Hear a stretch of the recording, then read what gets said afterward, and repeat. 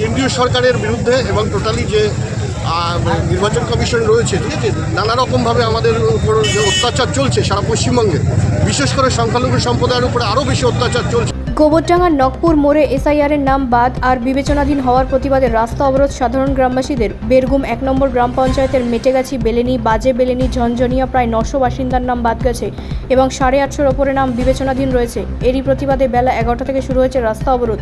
স্থানীয় বাসিন্দাদের অভিযোগ, মূলত সংখ্যালঘু সম্প্রদায়ের নাম বেশি করে ডিলিট হয়েছে। এছাড়াও সমস্ত ডকুমেন্টস জমা দেওয়ার পরে শুনানিতে হাজির হয়েও বিবেচনাধীন রয়েছে ভোটারদের নাম। এরই প্রতিবাদে অবরোধ চলছে হাবড়া বসিরহাট রোড এবং হাবড়া থেকে গোবরডাঙ্গা যাওয়ার রাস্তায়। এটা আমরা বেরগুম গ্রাম পঞ্চায়েতের সাধারণ নাগরিক, আমরা এর প্রতিবাদ করছি। প্রতিবাদটা এই হচ্ছে, ধরুন একজনের নাম হচ্ছে রাম, তার ঠাকুরদাদা মারা গেছে ১০২ বছর বয়সে, আর তার বাবা মারা গেছে ১০০ বছর বয়সে, আর রামের বর্তমান বয়স হচ্ছে ৪০ বছর। তো সেই ১০০ এটা সমগ্র বেরগুম ১৮টা বুথ, 18টা বুথের মধ্যে ম্যাক্সিমাম বুথে ১০০, কোনো বুথে ৬০, কোনো বুথে ৭৫। টোটাল ডিলিট হয়েছে ৫৮টা ভোট, আর প্রসেসিং আছে যেটা হচ্ছে বিচারাধীন, সেটা হচ্ছে ৯২৬। তো এই ভোটারগুলো, যেমন আমি বললাম যে রাম, তার বাবা মারা গেছে ১০২ বছর, তার বাবার বাবা ঠাকুরদা মারা গেছে ১০০-র উপরে বছর বয়সে, আর রামের জেনুইন ভোটার, এবং রামের বয়স আজকে ৪০ বছর। মানে আলটিমেটলি দেখা যাচ্ছে ২৫০ বছর ধরে তারা এখানকার নাগরিক, কিন্তু সেই রামের নামটাও বিচারাধীন তালিকায় রয়ে গেছে। তাই এটা চক্রান্ত, এটা নির্বাচন কমিশনের পুরো চক্রান্ত। তার প্রতিবাদে আমরা সবাই সচেতন নাগরিক হিসাবে আমরা কিন্তু আজকে রাস্তায় নেমেছি।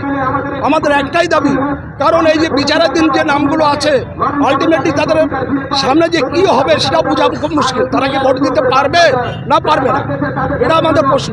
তাই আমরা চাই আমাদের এই অবস্থান, বিক্ষোভ বা আমাদের জনসাধারণের পক্ষ থেকে যে অবরোধ, আমরা এটাই নির্বাচন কমিশনকে বোঝাতে চাই যে আমাদের যারা বৈধ ভোটার তাদের নাম নথিভুক্ত করা হোক, না হলে আজকের অবরোধ হয়েছে, আগামী দিনেও এইভাবে অবরোধ চলতে থাকবে। আমরা বেরগুম অনেক নাগরিক আমরা এটাই করবো, এটা আমাদের সংকল্প, একদম প্রতিজ্ঞা।